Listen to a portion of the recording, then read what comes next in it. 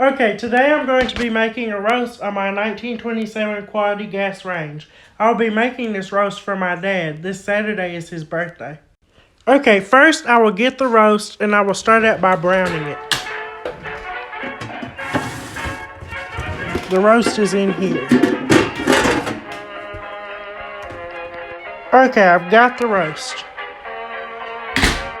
Okay, this is a pretty big roast. My plan is to cook it in my 1905 pressure cooker, but if it doesn't fit in there, I'll just cook it in the oven. Okay, I haven't decided how I'm going to cook this roast yet, but I'm going to make up the recipe as I go.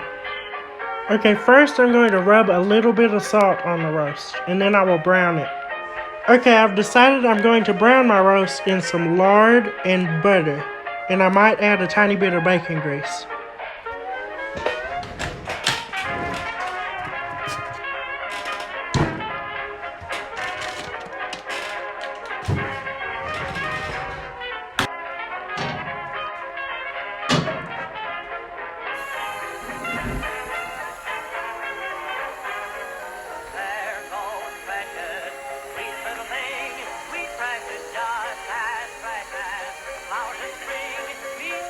Okay, this roast is going to be a booger to brown because of the size of my cast iron skillet, but I'll try to make it work.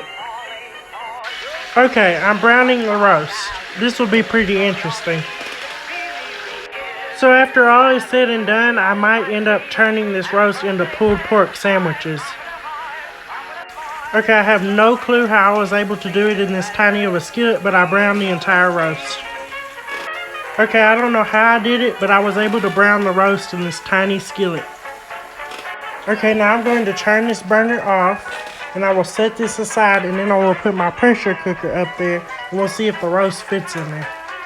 Okay, I've got the pressure cooker on the stovetop. Now I'm going to attempt to put the roast in there, and I will put the grease in there as well, and I'll add some water. Okay, I picked up the roast with 2 forks and put it in there, and it bent some tongs on both forks. I used a bacon fork and I used a regular dining fork. I don't know what they were feeding this pig. Okay, now I'm going to add the grease in.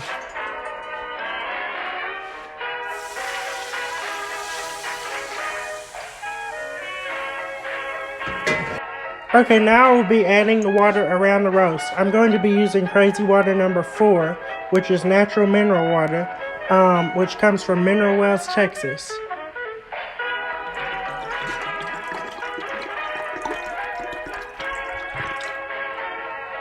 Now we'll throw in some additional salt and some seasonings, and we will begin cooking the roast.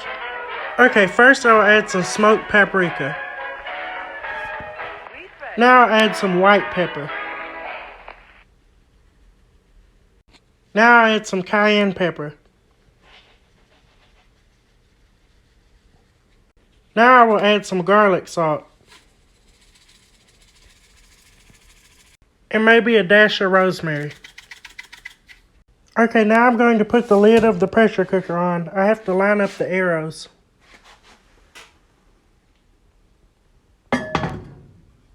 Okay, now I'm going to tighten the lid down. Now I'm going to make sure the pressure release is closed on the pressure cooker, and then I will light the burner under it. Okay, here we go.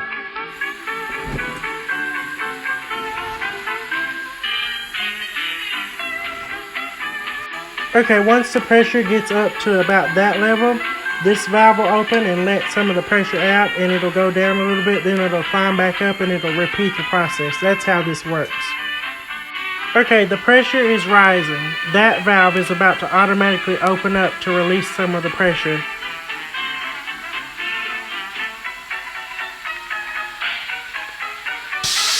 There it went.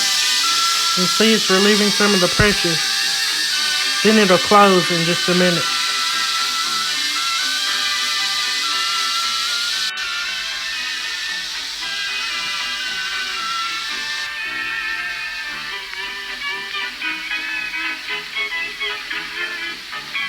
So this is a 10-pound roast, and ideally you would cook it 15 minutes for every pound in a pressure cooker. I started this roast at 12:12. It is now 2:43, so it's been about 2.5 hours. So I believe the roast is done now. Okay, now we're going to turn off the burner, and I will relieve the pressure. Okay, here we go.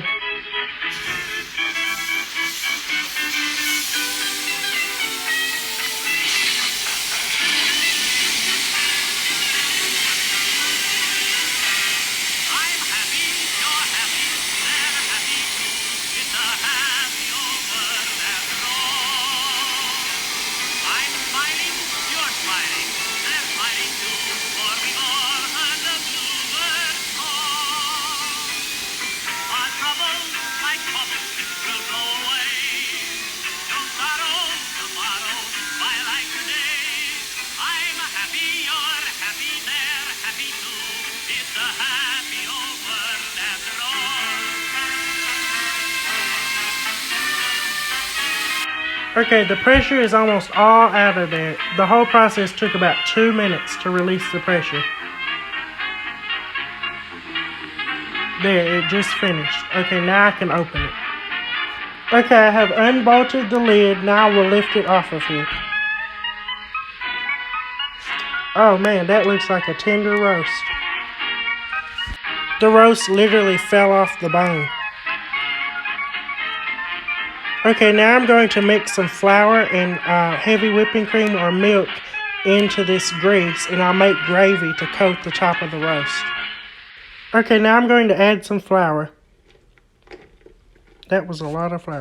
Now I'm going to stir this and the grease together until it congeals, and that will be the gravy.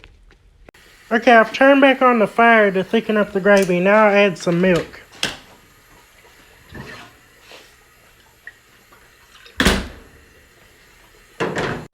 Okay, here's the finished roast. If I touch this part with the spoon, it literally falls off the bone.